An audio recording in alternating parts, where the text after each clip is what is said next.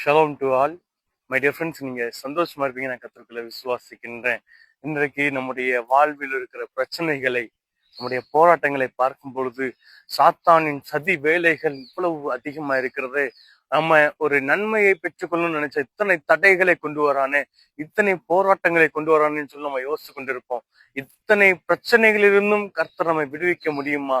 ஒருவேளை நம்மை ஆசீர்வாதத்துக்கு நேராக வழி நடத்துகிறார், ஆனாலும் இவ்வளவு தடைகளை சாத்தான் கொண்டு வருகிறானே அப்படின்னு சொல்லி நீங்க கலங்கி கொண்டிருக்கலாம்.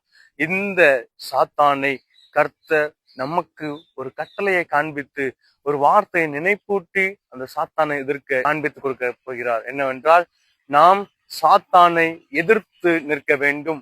சாத்தானை நாம் எதிர்த்து நிற்கும் பொழுது சாத்தானுடைய செயல்களை, சாத்தானுடைய அனைத்து காரியங்களையும் நாம் எதிர்த்து நிற்கும் பொழுது அவன் நம்மை விட்டு ஓடி போவான் என்று.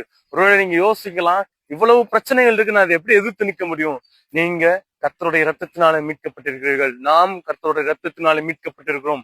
எனவே சாத்தானுடைய வல்லமை நம்ம இடத்துல செயல்படாது. பில்லி சூன்ய கட்டைகளாகட்டும், ஒருவேளை மந்திர தந்திரங்களாகட்டும், எதுவுமே நம்மிடத்திலே செயல்படாது. ஏனென்றால் நம்மேல் இருப்பது உயிருள்ள தேவனுடைய இரத்தம். நம்மேல் சிந்தப்பட்டது உயிருள்ள தெய்வத்தினுடைய இரத்தம்.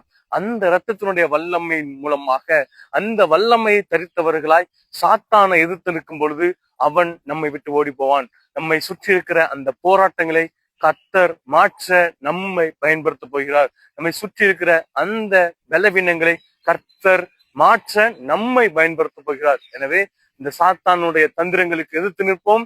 அவன் நம்மை விட்டு ஓடி போவதை நம்முடைய கண்களால் பார்த்து தேவனுக்கு நன்றி செலுத்துகிறவர்களாய் இந்த புதிய நாளை துவப்போம். தேவன் தாமே நம்மை ஆசீர்வதிப்பாராக. God bless you all.